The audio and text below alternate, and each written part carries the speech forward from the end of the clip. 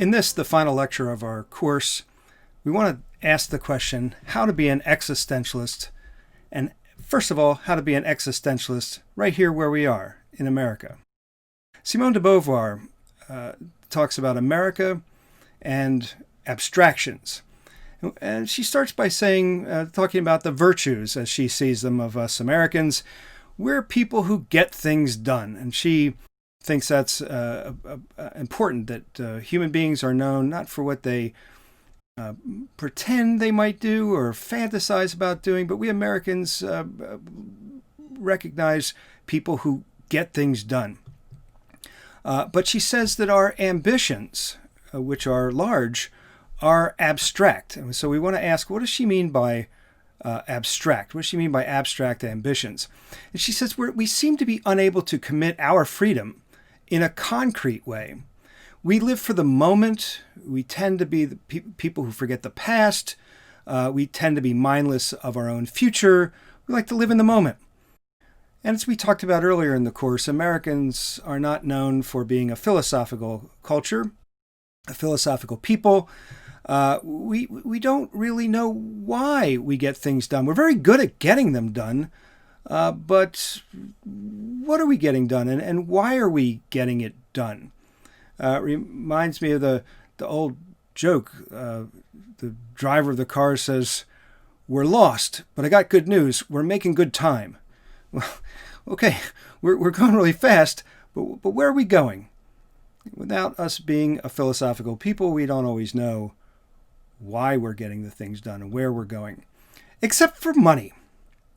We all know that. We tend to pick our majors because of money. We tend to pick our jobs because of money. We tend to judge each other about how much money we have or how much money we make. We're very impressed by people who make a lot of money. But money is abstract. It's interchangeable. It's insubstantial. Money without spending it on something or investing it in something in some way is, in a way, meaningless. But what we care about is not so much what we're getting with the money or what we're doing with the money, but we get very wound up, we Americans, about money. Now, this is not to say that money is unimportant. If you go without money, as I have done sometimes in life, I could tell you with a great deal of certainty that having money is important. It goes all the way back to Aristotle in the Nicomachean Ethics when he talks about the various life orientations that people adopt. Some are pleasure seekers and some are honor seekers, and he says some are money seekers. And he says, if all you do is pursue money, then you may find that you end up in life not happy, which is the goal of life according to Aristotle. But he doesn't want to say, don't have money. He knows how bad it would be if you didn't have money. Same thing with pleasure seeking. If you spend all your life seeking pleasure, Aristotle argues that you may end up not happy, if that's what you think happiness is. But again, he's not against pleasure. In fact, he thinks what he calls the happy life, a life of virtue, would have plenty of pleasures in them. But he's just talking about your orientation. And Beauvoir is saying something similar here. We Americans, we tend to be money-oriented. We have our mind on our money and our money on our mind. We chant USA, USA. But we don't always know what that means. We don't always know what it is that we're chanting for. I never really stopped to think about that. We say God, I'm for God, or a person's against God. We don't really know what that means when we say that. When somebody comes out in the press and says, you know what, they're against God. Well, what could they possibly be talking about? We don't know. We react to it in a kind of an abstract way. We don't really know what it is that's being said or what we think. Hey, listen, students, I know this from many, many years of experience. Students seem to care most about their GPA, which is an abstraction.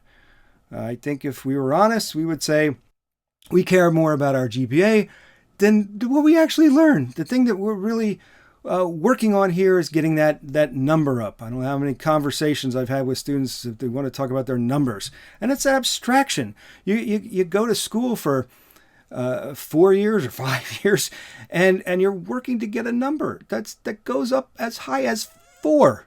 For all the money you spend, it should be a higher number, like 4,000 or 40,000 or something, but it's 4 when we're doing very well. I think this idea has of going for money and quantities of money, or grades or quantity of grades, comes from this modern idea, what's been called the reign of quantity, that comes out of modernity. It's the view of the world that says it should be measurable, it should be quantitative, quantified in some ways. And if we can't quantify it, it doesn't really count. How much time and effort is spent by your teachers, you don't know, trying to figure out ways to quantify what goes on in our classroom, to quantify, for instance, what you and I have been doing here for the past couple of months. And if we can't quantify it, well, maybe it doesn't really count. Existentialism, though, is on the way to being postmodern in this respect. I think in many ways it wants to restore the qualitative aspects of life rather than just bowing always to the quantitative. We talked about this idea of existentialism as a philosophy of life from the very beginning of the course. What kind of philosophy is it? Is it carpe diem? Your author Gary Cox seems to think so, but Beauvoir, we learned earlier, disagrees. In her essay Pyrrhus and Cineas, she points out, reminds us that we're not the kind of being that can simply be in the moment. Right? The moment implies existence, standing out or stepping away from our being. It implies that we're a temporal being, and the meaning of each fleeting now is a function of the possibilities that we've actualized from our past, from our facticity, and the meaning of that is imbued by a future that we're trying to envision. So while we wouldn't want to say you should just dwell in the past and worry about the future, Beauvoir makes a point. This idea of seize the day, of carpe diem, that's not exactly what the existentialists teach, although they're akin to that. They share some similarities with this idea that comes from Stoicism, which again we talked about before. Stoicism says, be in the moment, don't have expectations. If you don't have expectations, then your expectations can't be dashed. You'll be happier. And Beauvoir says you can't separate yourself from your desires and your pleasures in that way. What about the idea of emptiness, an idea that comes from Buddhism? We got to be clear about what that means. In Madhyamaka, or middle way school of Buddhism, a philosophical school of Buddhism, emptiness means dependent arising. Everything is, so to speak, in this view. But what that means is nothing has a necessary or substantial or permanent existence. And to think that things do is an illusion. It's illusory to believe that things will last, that they're permanent, that they just are what they are. And if you operate under that illusion, if you desire that which is not, then you will suffer. And the whole teaching of the Buddha is how to overcome suffering. You have to tame the desire for that which is not, the desire for the illusory version of reality. And existentialism does share some similarities with at least this sense of Buddhism, but it differs in the sense that existentialism denies that life is basically Maya, or basically illusion. Existentialism is a realism. It's trying to get to the real reality of things. Yes, to overcome illusion, but it's not an argument that life just is an illusion, which sometimes the Madhyamaka version of Buddhism suggests anyway. What about nihilism? Is existentialism a kind of nihilism, right? Nihilism, it's an ism, it's an intellectual position that says either A, there is nothing, which is a metaphysical position. It's a statement about the basic nature of reality. And sometimes the Madhyamaka view has been mistaken for a metaphysical nihilism, but those Buddhist philosophers argue that that's a misunderstanding. But anyway, that's one version, metaphysical. And the other idea of nihilism is that there's no meaning and there are no values. And you might come to think that existentialism is a kind of a nihilism in the sense of be, that they argue that somehow there's no meaning and there are no values. And if you think that, then you're going to think that this character from Albert Camus' novel The Stranger, who we talked about before, this Meursault, is the prototypical existentialist. What about Meursault? He doesn't care. He has no passions. He doesn't affect him that his mother dies. His job doesn't really matter one way or another. His girlfriend doesn't matter one way or another. Even the taking of a life doesn't seem to matter. Even the taking of his own life doesn't seem to matter one way or another. Life is absurd, and therefore there's nothing really to become concerned about or passionate about. But what the existentialists say, and particularly Sartre and Beauvoir, will say that there's a similarity between nihilism and what Sartre and Beauvoir refer to as seriousness. We tend to think that the serious person is, an authentic person. That they say, look, this is who I am, and I admit it, and all that kind of stuff. But that seriousness for the existentialist is not an admirable quality. Seriousness, just like the idea of sincerity, those are ideas that Sartre and Beauvoir put a twist on. They say, look, the serious person is somebody who's trying to get out of the responsibility of their life for saying that I just am this way. I admit it, but there's nothing I can do about it. It's just the way I am. And I'm serious and I'm sincere when I say that. I'm not hiding from myself. Well, both nihilism and seriousness are forms of bad faith. Here's what Gary Cox says about it. Far from being in good faith, a nihilistic person who tells himself that he is in fact nothing is actually in bad faith. His bad faith consists in his false belief that he is his own nothingness in the matter of being it, a nothingness in itself, when in fact his nothingness consists in his being nothing but a relationship to the world he is conscious of. For a person to believe that deep down he is a nothingness in itself is equivalent to believing that deep down he is something fixed and determined. In other words, I'm adding, this is what he means by the attitude of seriousness. As both attitudes involve considering himself to be a self-identical being that is what it is without having to choose what it is, both attitudes are equally in bad faith.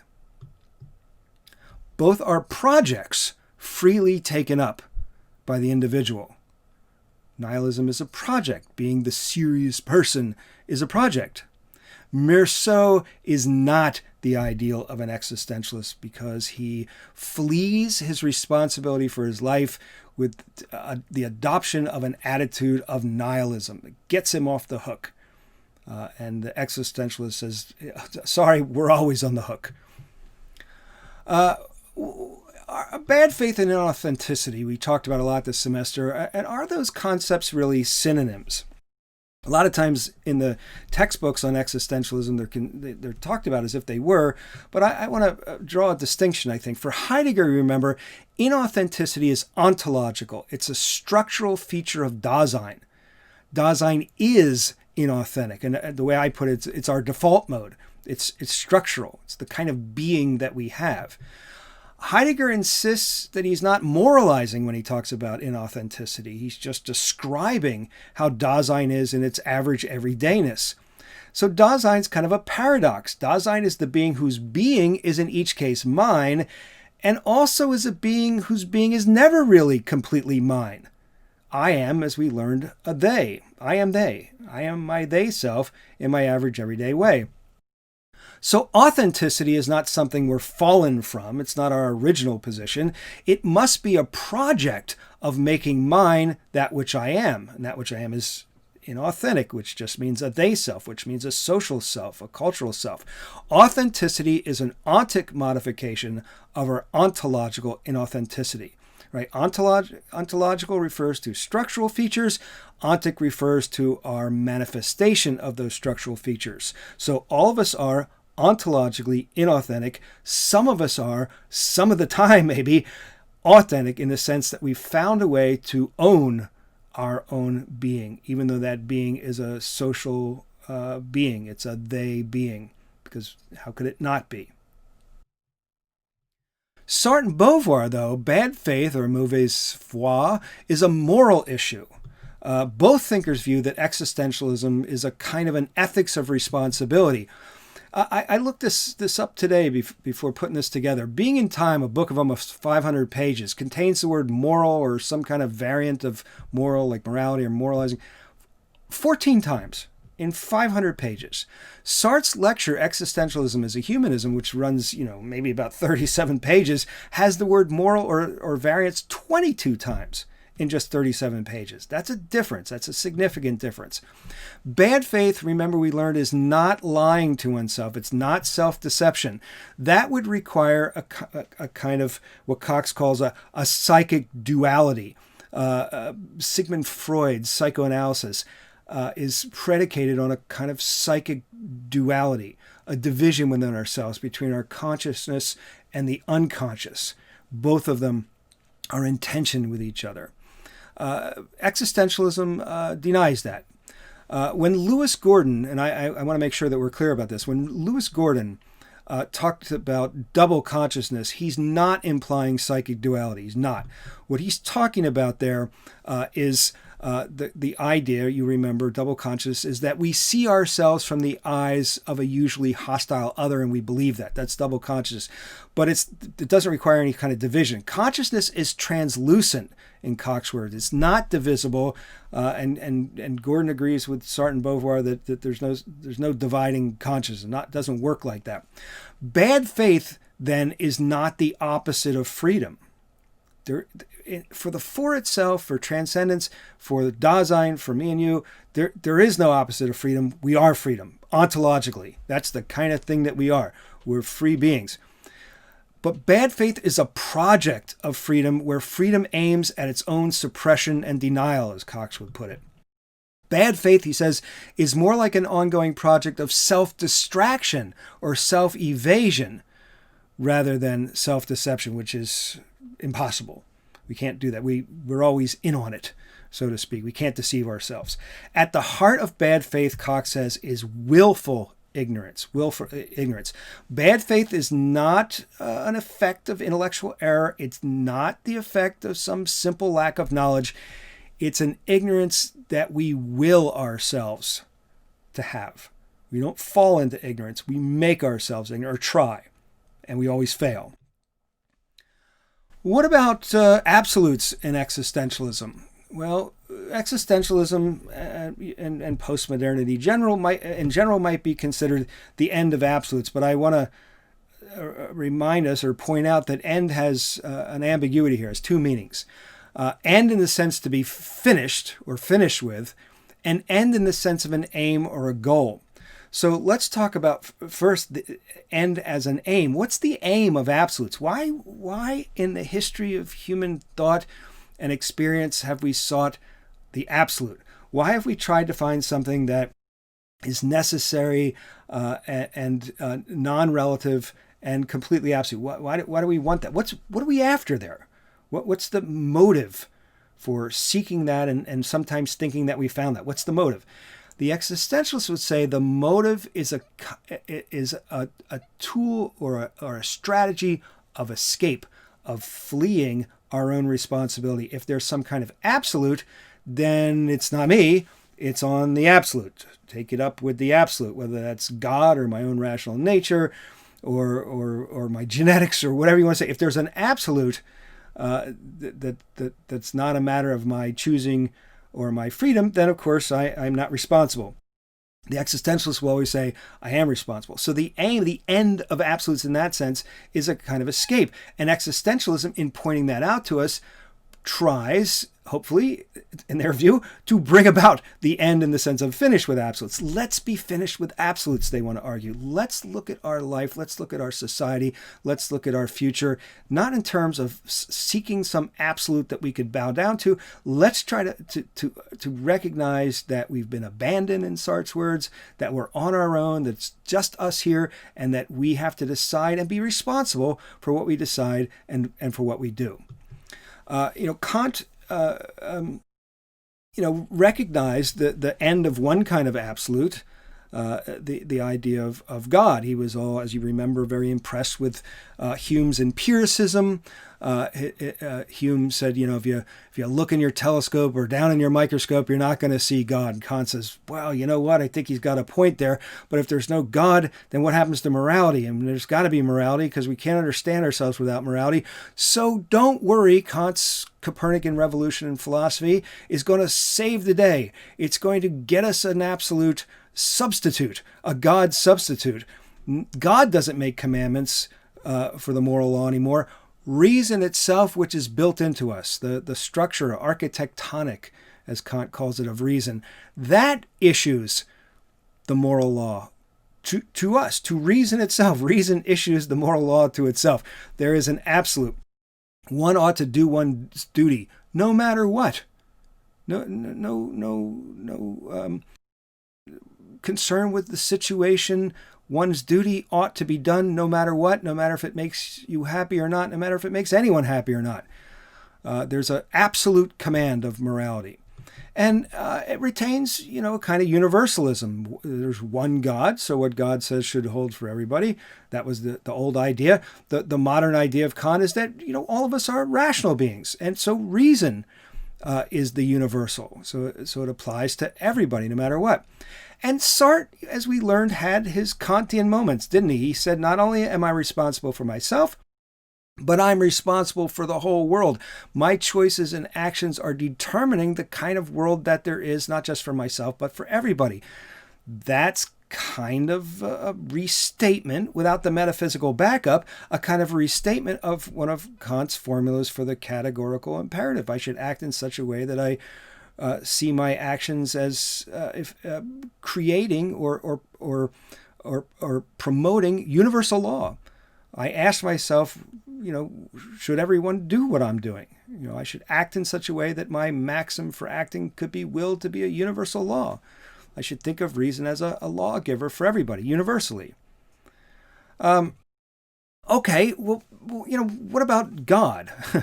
What about that absolute? Well, the existentialists do talk about God. Remember, we saw near the beginning of Being in Time, Heidegger says, Dasein's essence is its existence. And we said, well, that's a classic formula. You could find it right in St. Thomas Aquinas, a classic formula for the nature of God. But we learned he didn't mean it like that. What he's saying with saying Dasein's essence is its existence is that we exist, that we stand out from our being and have our being as an issue for it. That's what he's talking about when he says existent. Remember, we said all things are in being, but only Dasein exists. It's a technical term for Heidegger. And saying the kind of thing we are is the kind of thing that has to figure out the kind of thing we are. That's not the kind of thing a coffee cup or a tree is, but that's us. Sartre says that the for itself is the desire to be God, which he says in Being in Nothingness. And you can find it in the Philosophical Library edition on page 566, or the Washington Square edition on page 724, or the New Routledge translation on 735. So if you're looking for it, you look there. What does that mean, a desire to be God? Well, we want to be something. We want to be something. We want to be that being that coincides with itself. And that would be God, a perfectly self-identical A is A being. And Sartre says that desire to just be something defines us. We want to be what we are. The problem is we can never be the being that coincides with itself. We can't do that. The desire defines us, but we can never be successful at that. And as Cox points out, there's always going to be some dissatisfaction, some lack, or even boredom in a human life. That's certainly one that's not in bad faith. We can't be the being that just is whatever. Okay, what about God? Yes, but what about the actual God? Not like what Heidegger is talking about or what Sartre's talking about. What about the actual God? Heidegger, Sartre, and Beauvoir, as we know, were atheists. And the question is atheism a necessary foundation for existentialism? Is it the case that if you're a theist, you can't be an existentialist? Well, we know there were self-described theistic or religious existentialists. There's a Jewish thinker, Martin Buber, a French Catholic, Gabriel Marcel, German Protestant, Karl Jaspers, the Lutheran, Søren Kierkegaard, to name just some. So there were people who identified as existentialists. I mean, kind of. We talked about that's kind of a weasel word, but they are rightly lumped under this umbrella term existentialists, and they were religious. So were they in bad faith? Would Sartre have to say, or Beauvoir have to say, they're in bad faith because they want to be existentialists, but they also say they're religious? And my question back would be, well, what if God the actual God? What if God is part of our facticity?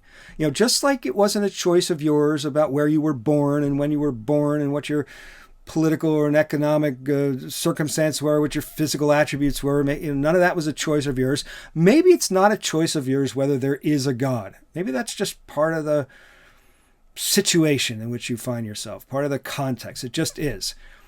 But just like the facts of your birth, the fact of God, if it is a fact, the fact of God would still require hermeneutics. It would still require interpretation. It would still require decision and action on your part. And you could be in bad faith as a religious person, but it's not necessarily the case that you would be in bad faith so long as you are aware of the fact that it's your choice to interpret what you take to be your facticity in one way rather than another. It's not determinative of how you should behave. If you say, oh, well, there's God, so I just have to, well, then you're bleeding over into bad faith. But it seems to me, and we could argue about this, but it seems to me you're not necessarily in bad faith if you are fancy yourself a religious existentialist. Well, the rallying cry of the existentialists is no excuses. And Cox suggests that the existentialist insistence of no excuses might be a tonic for what he calls our blame culture. What does he mean by our blame culture? Well, we tend to think that society is to blame for my behavior. I got this grade because the teacher didn't like me. You're maybe everybody's first adventure in bad faith. My boss made me work so I couldn't study. I had no choice. Society is unfair to me or my group, so I had to do it this way. All right? It's always somebody else's fault, not mine. Don't blame me. And Cox thinks that existentialism, the teaching of existentialism, would help us to understand that each one of these kind of claims is a matter of bad faith. But is it really true that there's no excuses for how we go in life, how we do in life? Cox entertains some possible limitations on freedom. He says, what about disability? What about if I'm born in such a way that I lack the ability to do this or that, or if I'm in an accident or something and I no longer have the ability to do this or that? What about that? Is that a limitation on my freedom? What about my sense of humor? I thought that was kind of interesting. He says, in a way, you can't help what you find funny. Somebody tells you a joke and it falls flat. Somebody else, tells you a joke, or you see something in the world and you giggle. You can't help yourself. Or what about your sexual preferences? Did you sit down and just think them up one day, or did you just sort of find that you have the sexual preferences that you have? Or what causes you revulsion or panic? You're afraid of spiders or snakes or whatever. And what about those who are, not sane? Did they choose to not be sane? Did they choose to have some kind of problem with their brain chemistry, or however you want to say? It seems like these might be limitations on freedom. But what Cox wants to say is, he admits that no one picks those things in free choice, but you can't confuse facticity and freedom. It's not so much about what has happened to you as what you do about what happens to you. You hear that? It's not about what has happened to you or so much about where you're born and how you're born, how you are physically and all that kind of stuff. Those are important. Those are undeniable. If you were in denial about those things, you'd be in bad faith. They're facts about you. They're truths. But the freedom they're talking about here is not a freedom where you can just do whatever. It's about responsibility. Existential freedom, he says, should not be confused with liberty, so long as you define liberty this way. Liberty being the idea that you could do whatever you want, whenever you want. Obviously, there's limitations. I can't just fly around my office, just right now because I feel like it. No, it's not that kind of thing. Really, existential freedom is more about responsibility that one has in each situation. That is key. That is so key for understanding what freedom really means. A lot of misunderstanding of existentialism comes about from this idea that when Sartre is and Sartre is the most insistent on freedom more than anybody, more than any of these thinkers. even he recognizes that freedom doesn't mean some kind of weird sense that you could just do whatever just by choosing. You get cancer in your body, like, well, I freely choose not to have it. That's not, Sartre never thought anything of the kind. What he thought was the way you live your life is your responsibility, because you could have done it otherwise. You could have. Some people give up when they become disabled. Some people, it's a challenge to rise to even greater heights. That's a choice. That's a freedom. And you're responsible for that choice. Is existentialism the same as selfishness?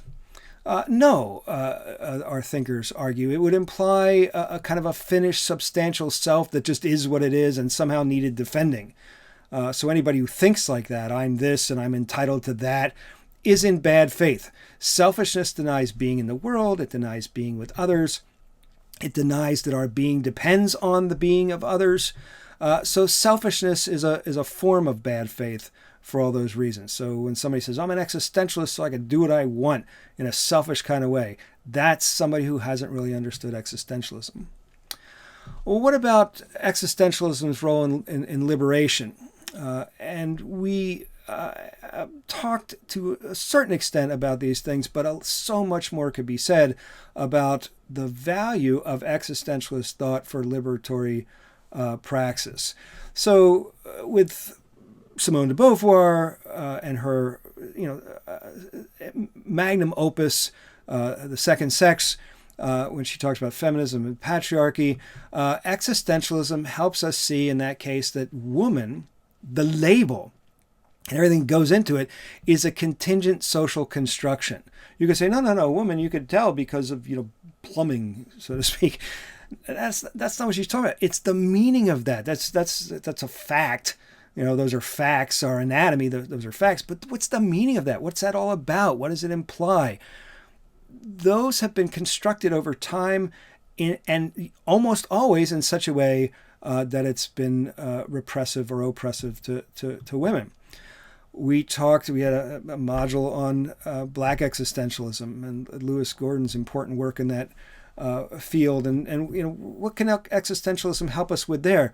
Well, in Gordon's way of looking at it, it can help us turn that double consciousness, that idea that we see ourselves through the eyes of a hostile other and we believe what they say, to become existentialists are thinking it can help lead to what he calls that potentiated double consciousness, where the insight itself becomes clear to you that double consciousness is going on, that you've internalized that, and that's an expression of bad faith, and how people are treating you is a double consciousness that's an expression of bad faith, and it leads to possibilities, that potentiated possibilities, that double consciousness can lead us out of those oppressive and repressive social injustices.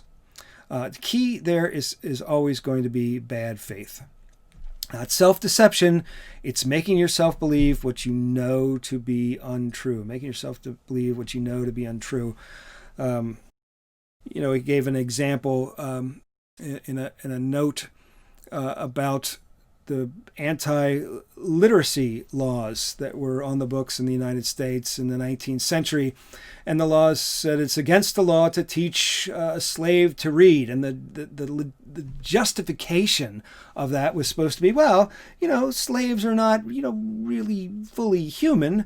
And so they don't need to be reading. Now, of course, there's an ulterior motive there. I'm afraid that knowledge would be power, that education would be liberating. But this idea is, no, it's justified. They don't need that because they're not. The enslaved person is not really a person.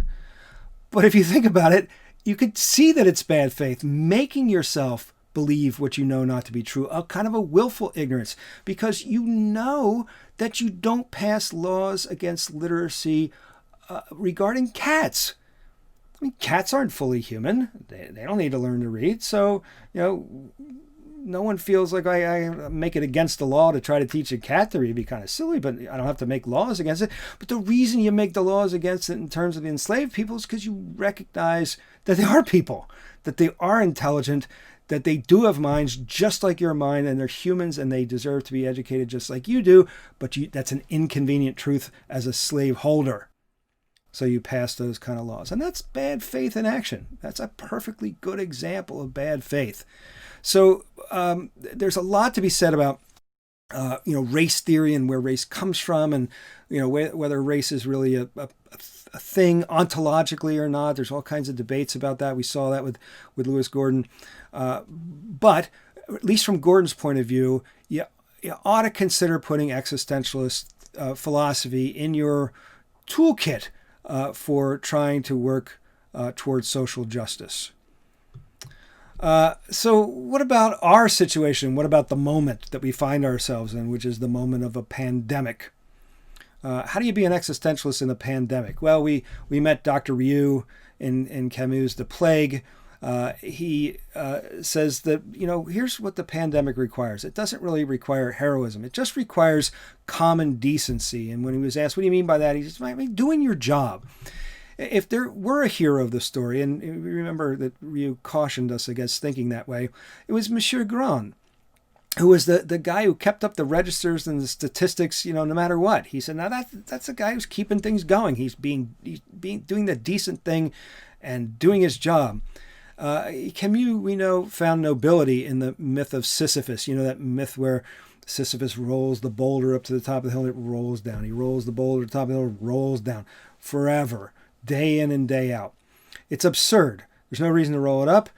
Just when it's going to roll down again. It's absurd. Camus says that there's a kind of nobility in the idea of accepting that absurdity, a kind of contentment to say, well, I don't know why things are like that. I can't figure this whole thing out, but I'm going to do the decent thing. My job's to roll the ball up. Think about Dr. Ryu. He works hard. He risks his life to save his patients from the plague. But what's going to happen to every single one of those people that he saves? In the end, they're going to die. So if Dr. Ryu says, well, everybody dies in the end, why should we even have doctors? Why should we, everybody dies in the end? Why should we have art? Why should we have education? Why should we get married? If you start thinking like that, where's human life in that? Right? The way to deal with absurdity is to do your job, make commitments, honor your commitments, and do the right thing. Gary Cox talks about the example of Captain William Bligh, who was once set adrift on the sea and floated for thousands of miles with very few provisions, and he survived. And here's what Cox said about him. Captain Bligh stared at his grim reality square in the face and asked himself, what is required here? And then he went and did it. He didn't do his best. Doing your best is for infants on school sports day, for little people who don't really know what their best is. He did what was necessary. And that just reminded me of Dr. Ryu. He did what you had to do. You do what you have to do. And maybe it's not really a matter of heroics. And it's really, just to follow up that point by Cox, when I say I did my best, I mean, did I really do my best? Did I even do what was required? Well, I didn't get the best grade, but I did my best. Did you? Did you really do your best? Do we always even have to do our best? What kind of pressure is that? Parents tell their kids all the time, just do your best. Really? All the time? Every minute? Maybe it's best to say, do what's required. Do the decent thing. Do your job. Maybe that's the way to cope with it. I want to talk a little bit about mustaches and masks. Sartre says, it's interesting, a guy grows a mustache, yet you can't see your own mustache. And Sartre thought that was symbolic. He thought that it symbolized living so as to be seen in a certain kind of way by others. I don't grow a mustache for myself. I grow a mustache for others, to be seen a certain kind of way. And for Sartre, the way was a kind of a shallow, middle-class, self-satisfied respectability. All the things Sartre didn't care very much for, because he thought it was entirely in bad faith and living inauthentically. So Sartre saw a guy with a mustache, he went the other way. And he even had a line in his novel Nausea, I do not think, therefore I am a mustache. Take on his compatriot, the French thinker René Descartes. I think, therefore I am. I do not think, therefore I am. Just a mustache. Just a mustache. hiding behind my mustache. My mustache is my outer expression to the world, organized in such a way to get the world to think about me in a certain way. But I flee from that. I hide behind that. That's the way Sartre thinks about it. So I'm just wondering, and maybe you could think about this. Are people thinking today of masks or their absences as mustaches, the way Sartre thought about mustaches? There are people who, put on their mask as a kind of virtue signaling. Look at me, I'm wearing a mask. How dare you not wear a mask? I'm wearing my mask. Then you get the opposite group, kind of a tribe identification. You bunch of losers, be like us, we don't have our masks on, all that kind of stuff. Maybe sometimes a mask is just a mask, it's what needs to be done. It's what is required. Just put on the mask. It's not heroic. It's not a political act. It doesn't turn you into a hero. You just got to put a mask on. Just put it on. Just put the mask on. That's it. Right? It doesn't have to be a mustache, as Sartre looks at it. The politicizing of masks, either way, is bad faith. The situation requires them. Put it on. And look, sometimes a mustache is just a mustache. One of the great mustaches in the history of philosophy. There's Nietzsche. I couldn't pass up showing his mustache. And let's talk about now the end of abstractions. Beauvoir said that the problem with us Americans is we're abstract. We're not concrete. We fall in love with abstractions like bank account numbers and GPAs. Remember that story, that little thought experiment by Nietzsche, The Greatest Weight? What if the demon comes to you in the night and tells you that every moment of your life would have to be relived again and again and again, exactly the same way, in the exact same order? How would you feel about that? Would that be great news, or would that crush you? It's not metaphysics. Nietzsche did not think that, I have no reason to believe that he thought that we would live our lives exactly the same way over and over and over and over again. No, it's a thought experiment. It's not metaphysics. And he says, if you think about it, maybe here's a way to be great. He says, this is my formula for greatness. He says, my formula for greatness for a human being is amor fati, which means love of fate, or love fate. That one wants nothing to be other than it is. Not in the future, not in the past, not in all eternity. If you want to be great, according to Nietzsche, you gotta just buy into and own how things are. Now that you got to think about that. What is he really saying? Is it just sort of a complacency? Is it just, are we dead already? I mean, I take myself for an example. My life might, on Nietzsche's formula, be considered great. I want nothing other than to live the life I live. I have a soulmate. I have a job that's, at least I think it's meaningful, and I love it. I have kids and grandkids. I have a few good friends. I have a chance to, get out in nature, and a chance to do creative things and artistic things. I wouldn't trade it for anything. I wouldn't trade it for any amount of money. I wouldn't trade it for any amount of power. I wouldn't trade it for any. This is what I want. Now, the question is, am I great? Is that great? Or is it a kind of bad faith? Is it a kind of laziness about my life? I know Sartre would probably think so. I just want to make a point. Wanting one's life in Nietzsche's sense doesn't necessarily imply a complete satisfaction. Complete satisfaction is or would be a kind of death. And I think, all existentialists would agree with that. Even Nietzsche in this case.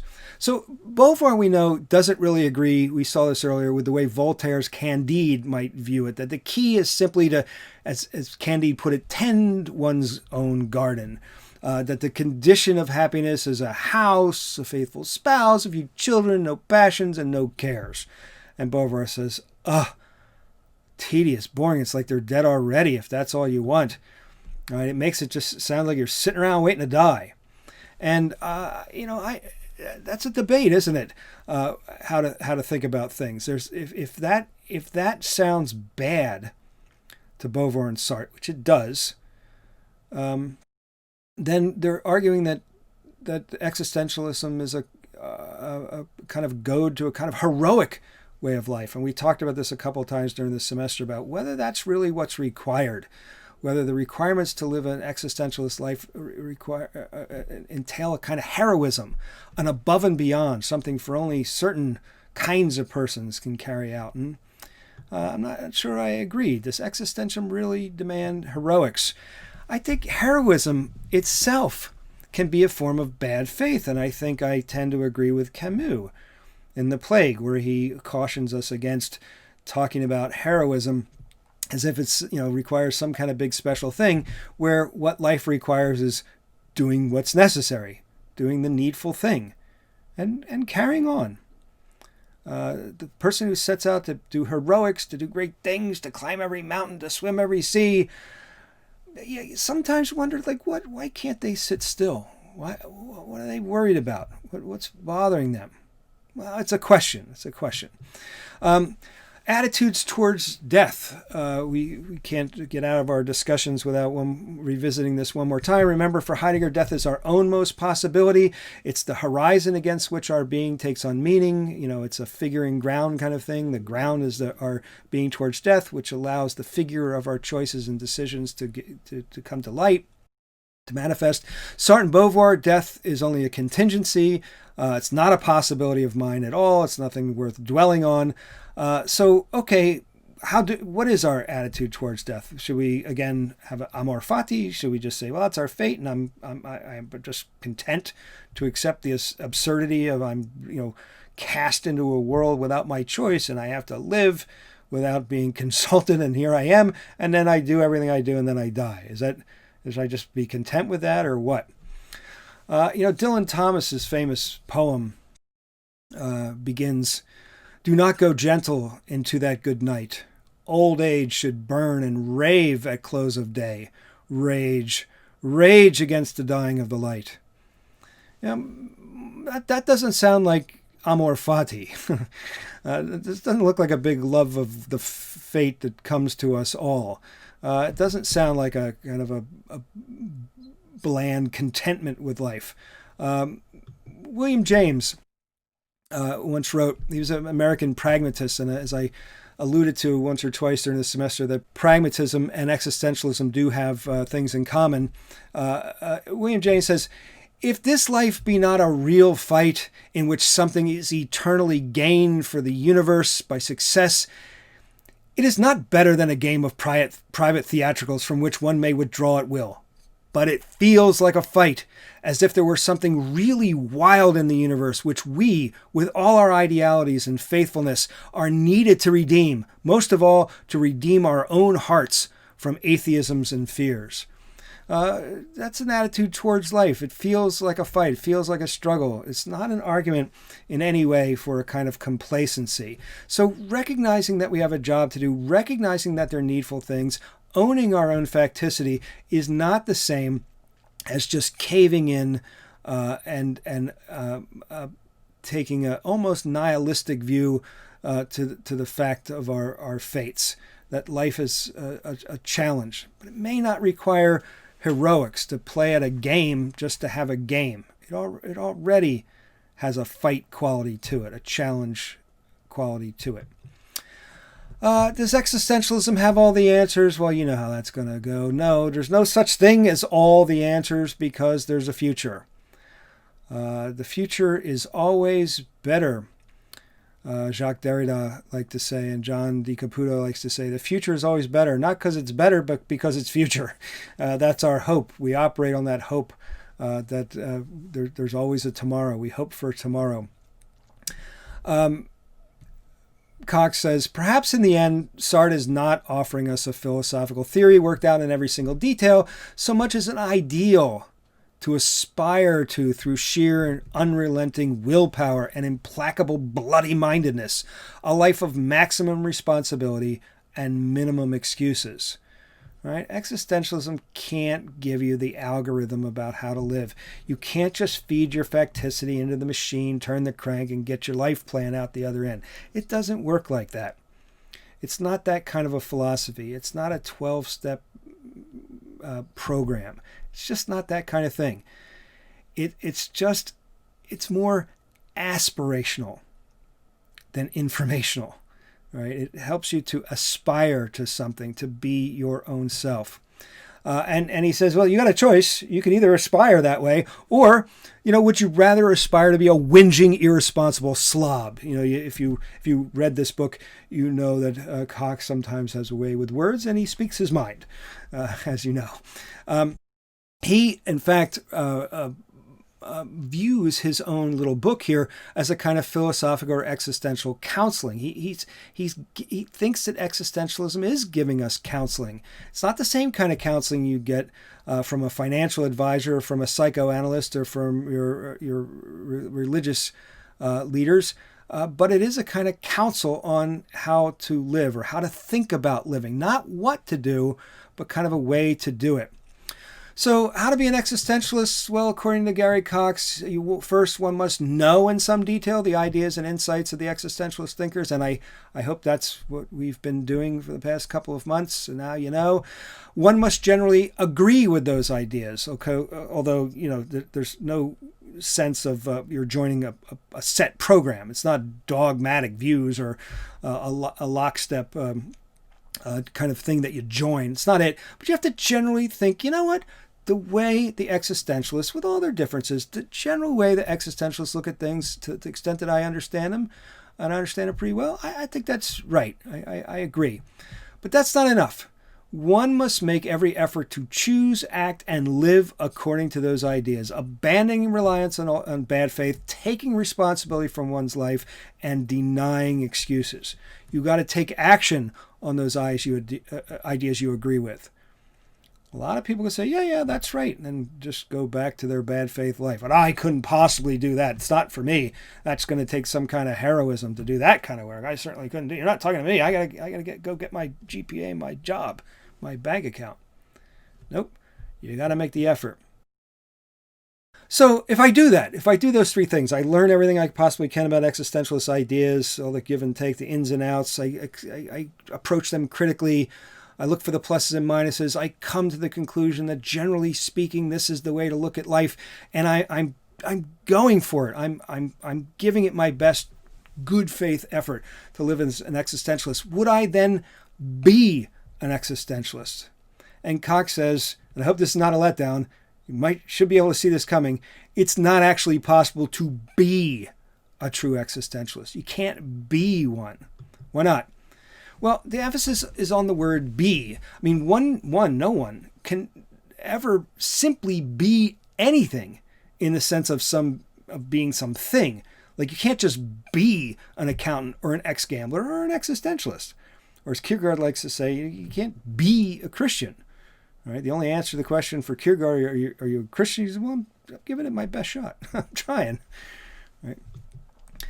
One can be an existentialist, though, through one's attitudes and actions, but only in the sense of a kind of becoming, never in a sense of having arrived. You never really arrived. Existentialism is not a what, it's a way.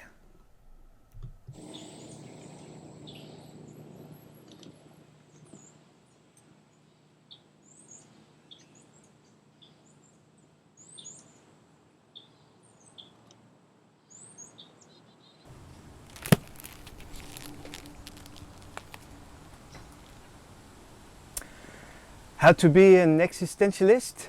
Très simple. You get the beret, you get the black turtleneck and the black clothes. You sit at the cafe, you sip your cafe, and you read your hefty tomes of existentialist literature.